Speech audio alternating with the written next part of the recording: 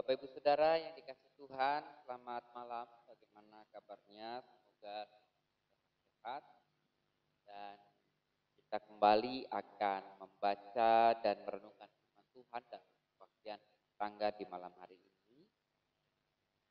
Pembacaan Alkitab diambil dari 1 Korintus pasal 12 ayat 1 sampai dengan yang ke-13. Di 1 Korintus pasal 12 ayat 1 sampai dengan ke-13 kita siapkan terlebih dahulu.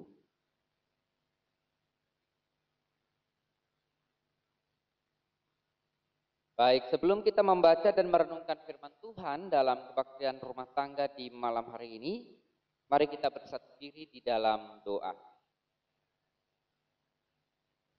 Tuhan, terima kasih.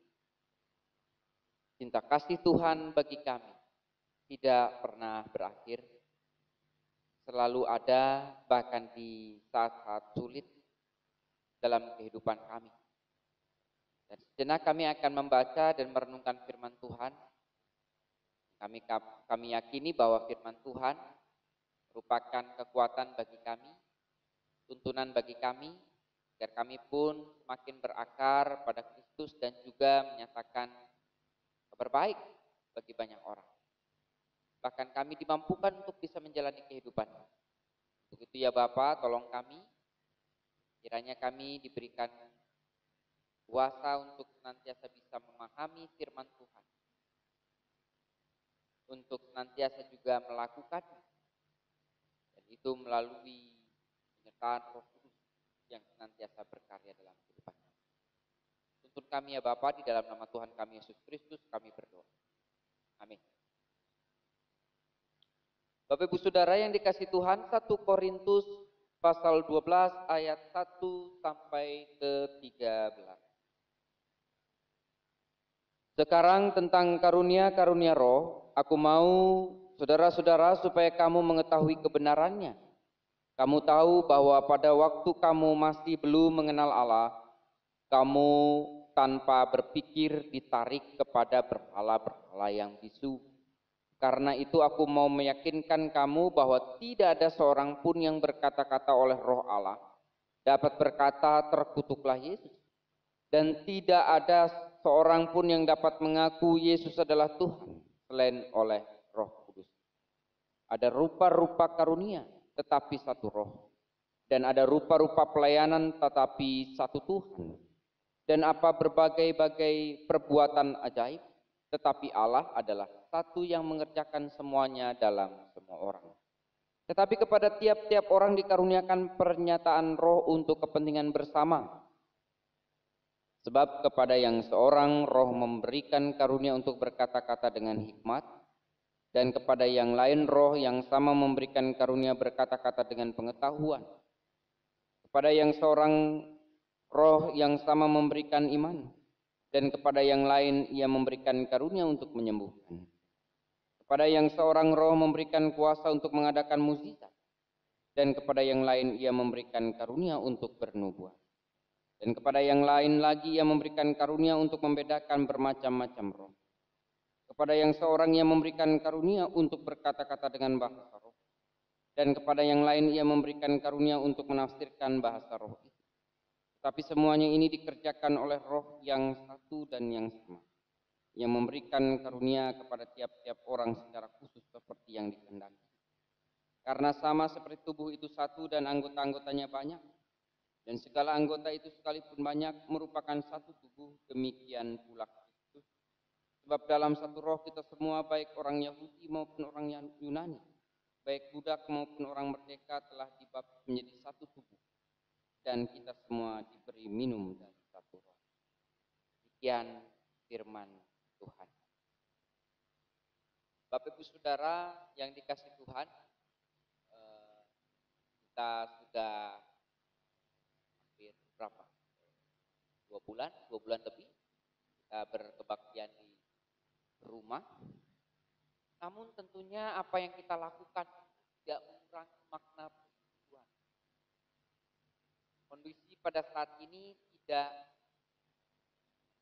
menghilangkan esensi dari persekutuan, di mana kita tetap bisa menghayati menghayati kehidupan bersama. Kita menghayati bahwa gereja bukan tempat di mana kita hanya memikirkan diri sendiri, ya. Namun gereja itu adalah kumpulan orang di mana kita bersama-sama menghayati cinta kasih Tuhan. Dan kita juga bersama-sama untuk menyatakan cinta kasih Tuhan terhadap orang lain. Jadi kehidupan gereja adalah kehidupan komunitas. Bukan hanya kehidupan seorang diri. Bukan hanya hidupnya mementingkan dirinya sendiri, tapi juga menghayati kehidupan kebersamaan dalam duka maupun suka. Dan kita sebagai orang-orang yang dipanggil tuh sebagai gereja, tentunya tidak dibiarkan begitu saja menghayati kehidupan bersama ini tanpa ada hal yang yang dibekali kepada kita untuk menjalani kehidupan bersama, saling topang, saling hayati. Namun kita juga harus yakin bahwa kita sebagai bagian dari Tuhan juga telah memberikan karunia-karunia yang khas, karunia-karunia yang dalam kehidupan kita untuk kita bisa kembang. Bukan saja menjadi berkat bagi diri kita sendiri, tapi juga untuk kepentingan bersama, untuk kepentingan kehidupan bergereja, bahkan untuk memuliakan nama Tuhan di tengah-tengah kehidupan. Nah, di sini Bapak Ibu Saudara, Rasul Paulus mengungkapkan tentang berbagai macam karunia yang Tuhan berikan kepada manusia, namun sejatinya itu semua dikerjakan oleh satu roh, ya. Ketika di sini diungkapkan di ayat 4, 5, dan 6, ya. Ada rupa-rupa karunia tetapi satu roh, dan ada rupa-rupa pelayanan tetapi satu Tuhan, dan ada berbagai-bagai perbuatan ajaib tetapi Allah adalah satu yang mengerjakan semuanya dalam semua orang. Ini Rasul Paulus ungkapkan untuk bisa memberikan nasihat, memberikan tuntunan bagi jemaat Korintus yang di dalam jemaat Korintus itu terdiri dari berbagai macam budaya dan latar belakang. Bahkan mungkin juga perbedaan-perbedaan yang ada, ya. Ada kelompok-kelompok yang klaim diri sebagai orang Yahudi, ya, dengan tradisi, dengan hukum-hukumnya.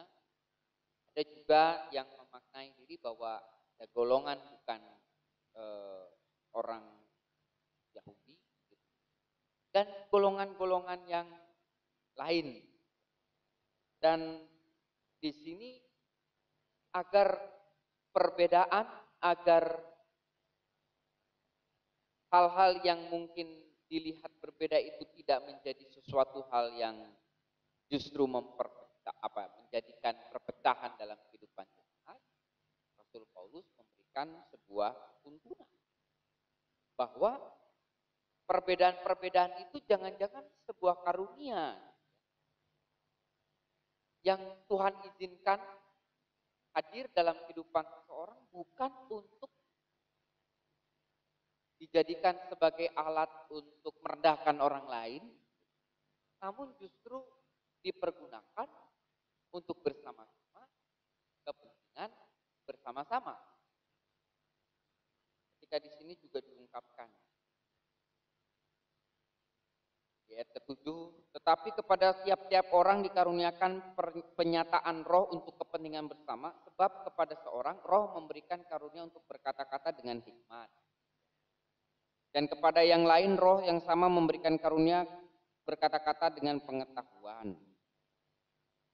Pada yang lain memberikan iman. Pada yang lain memberikan karunia untuk menyembuhkan. Kepada seorang mengadakan mukjizat, kepada yang lain untuk bernubuat. Bahkan ada yang untuk membedakan bermacam-macam roh. Ada yang dikaruniakan berbahasa roh, ya. kemudian untuk menafsirkannya juga. Jadi beragam, berbeda, namun diharapkan bahwa perbedaan yang ada tidak menjadikan seseorang superior. Jika ada orang yang ternyata dia bisa bahasa roh, kemudian dia merendahkan orang yang tidak berbahasa roh, tidak bisa juga.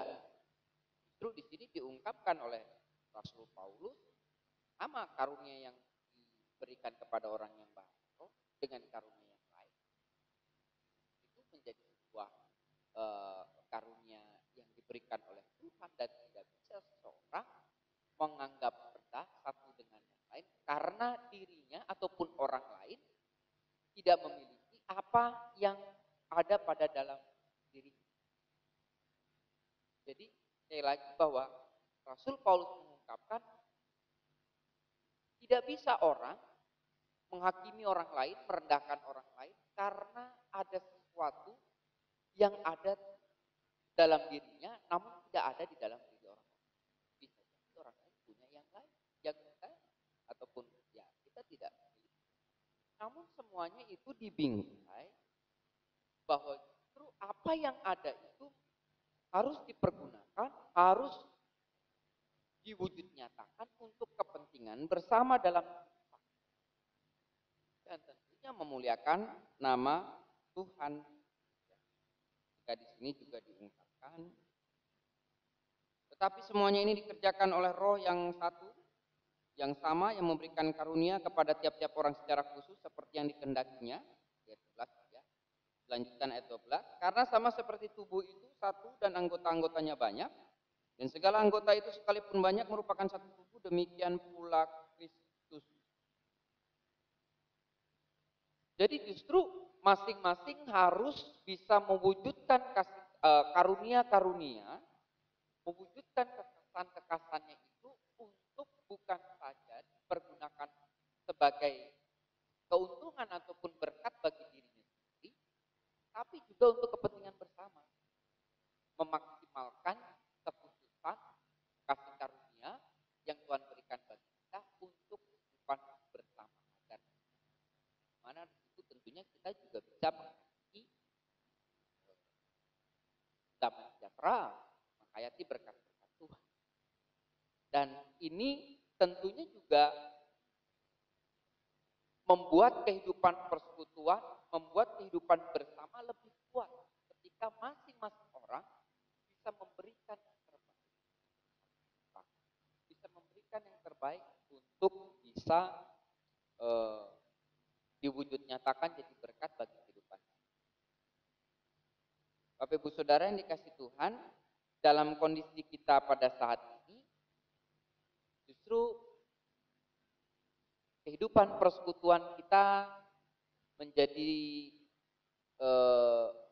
ataupun apa ya, harus bisa menjawab kondisi, tantangan, bahkan pergumulan yang ada. Kita bicara kehidupan kebersamaan.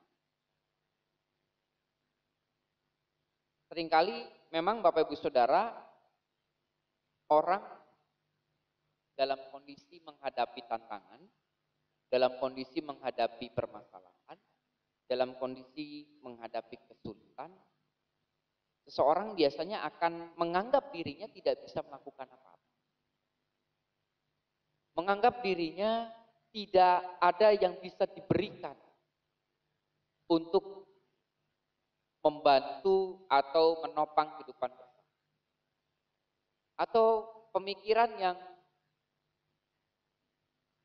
apa? Baliknya misalnya gini, ya seharusnya saya dong yang harusnya dibantu, bukan membantu. Seringkali pergumulan, tantangan membuat orang berpikir seperti itu. Sehingga kalau sudah punya pikiran seperti itu, bagaimana kita bisa memaksimalkan talenta, kekayaan, bahkan berkat yang Tuhan sudah berikan kepada kita. Kan kita perlu yakini, Bapak Ibu Saudara, bahwa setiap orang kita punya kekhususan, punya kekhasan yang kita bisa kembangkan bahkan menjadi berkat bagi.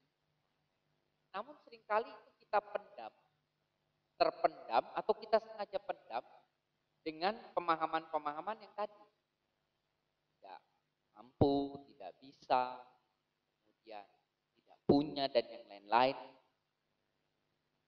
Padahal sebenarnya Tuhan memberikan banyak hal yang mungkin kita tidak sadari. Nah, ini saatnya kita ketika kita menghayati kehidupan bersama bisa mengembangkan, bisa mengupayakan apa yang kita bisa lakukan. Bahkan talenta-talenta kekasan-kekasan yang mungkin saja muncul dalam kondisi pandemik pada saat ini gitu ya. Yang ternyata bisa membantu orang lain untuk bisa memelihara kehidupan bersama. Apalagi tema kita di malam hari ini mempergunakan karunia untuk kebaikan bersama. Sharing saja, kemarin hari Sabtu kaum muda GKP Cawang melakukan pertemuan via Zoom dengan tema kaum muda Kristiani menghadapi pandemi COVID-19. Dan ada banyak sharing yang dilakukan di sana, dan salah satu upaya ataupun penyemangat ya, bahkan kita melihat situasi yang ada yang memang kondisi pergumulan kesulitan itu bisa membuat seseorang tidak bisa melihat berkat Tuhan dalam kehidupannya, dan juga mungkin tidak bisa melihat sebenarnya dirinya punya kekhususan untuk bisa dikembangkan. Mungkin kata ketika orang lain melihat itu cuma sepele, jangan-jangan itu yang menjadi kekhususan yang bisa dikembangkan. Nah, kita kemarin bahas juga ya, itu sama dengan kaum muda, saya dengan kaum muda. Dan di situ kita bersama-sama pada pertemuan itu mencoba untuk mendorong, jangan-jangan saat ini waktunya kita untuk bisa menghayati berkat-berkat Tuhan, ya. Bahkan kekhususan kasih karunia yang Tuhan berikan untuk kita bisa kembangkan. Tentunya bukan hanya untuk kebaikan diri kita sendiri, tapi juga menjadi berkat untuk kebaikan sebagai kehidupan sama tentunya.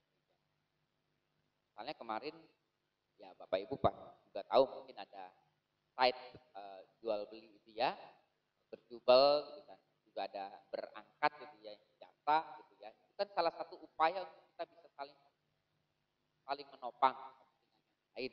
Bahkan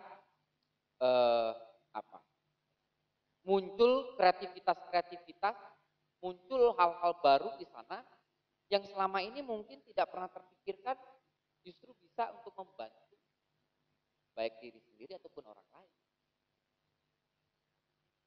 Ini perlu kita hayati. Jadi satu sisi kita perlu membuang dulu pola pikir kita bahwa kita tidak bisa melakukan apapun.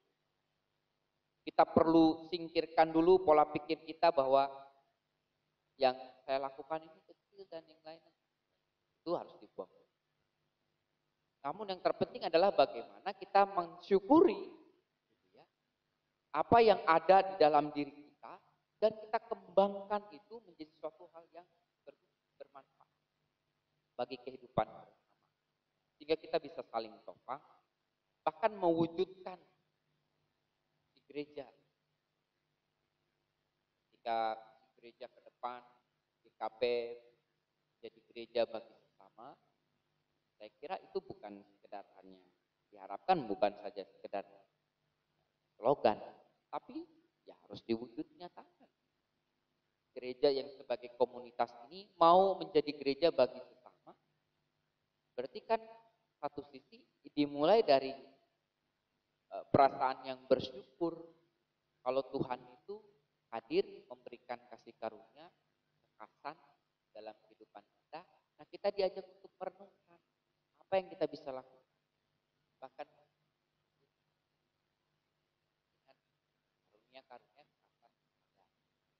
dalam kehidupan kita masing-masing. Dan kita tidak bisa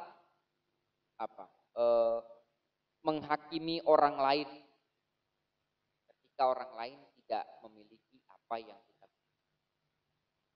Misalnya bicara kemampuan ataupun saya bisa nyanyi tapi orang lain nggak bisa nyanyi. Cara nyanyi kualitas dan lain-lain.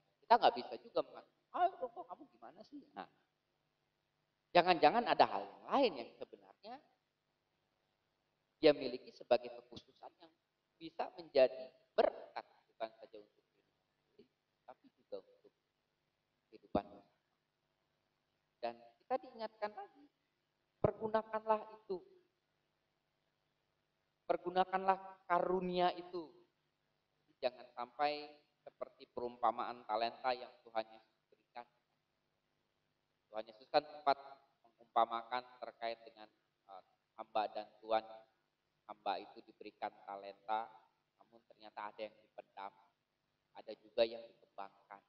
Kita untuk benar-benar mempergunakan apa yang Tuhan berikan. Tuhan kasih modal gitu ya, dalam kehidupan kita gitu ya. Namun sekali lagi perlu ada penyadaran, perlu ada perenungan. Kalau di dalam diri kita masing, di dalam diri Bapak Ibu Saudara, Tuhan berikan kekhususan dan itu bisa dikembangkan untuk kebaikan bersama, sehingga tidak ada kata kita tidak bisa melakukan sesuatu. Kita bisa melakukan sesuatu untuk kebaikan bersama. Misalkan itu kita mensyukuri dan menghayati kalau Tuhan secara khusus memberikan karunia bagi kita. Itu perlu untuk mari Bapak Ibu Saudara, apalagi dalam kondisi sulit pada saat ini, kita merenungkan kembali kehidupan kita bersama sebagai sebuah gereja, di mana di dalamnya kita harus saling mendoakan, saling topang, saling mendukung satu dengan yang lain, bahkan saling membantu. Mari dengan kasih karunia yang ada pada diri kita masing, yang ada pada diri Bapak Ibu Saudara, jangan biarkan itu terpendam, namun kita kembangkan. Bukan saja untuk jadi berkat bagi diri kita sendiri, namun jadi berkat bagi untuk kehidupan kebaikan kita bersama. Tuhan Yesus memberkati kita semua. Amin. Baik, Bapak Ibu Saudara yang dikasih Tuhan, mari kita bersatu diri di dalam doa. Tuhan, melalui firman Tuhan kami diingatkan kembali dan diyakinkan bahwa di dalam diri kami masing-masing ada keistimewaan, ada kekhususan, ada kasih karunia yang Tuhan berikan bagi kami. Dan kiranya itu tidak dipendam begitu saja dengan kondisi penderitaan, kesulitan yang ada, namun kami justru diajak untuk memacu diri, mengembangkan karunia yang Tuhan berikan bagi kami, hingga itu menjadi berkat buat kami dan juga untuk kehidupan kami bersama-sama sebagai keluarga.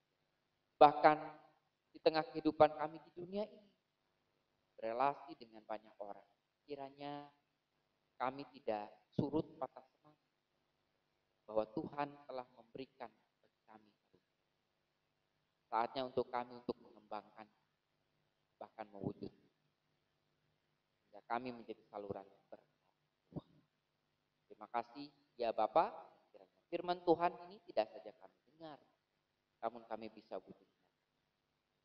Dalam nama Tuhan kami Yesus Kristus kami berdoa. Amin. Baik Bapak Ibu Saudara yang dikasih Tuhan, demikian firman Tuhan dan saya kembalikan kepada Turbas di keluarga.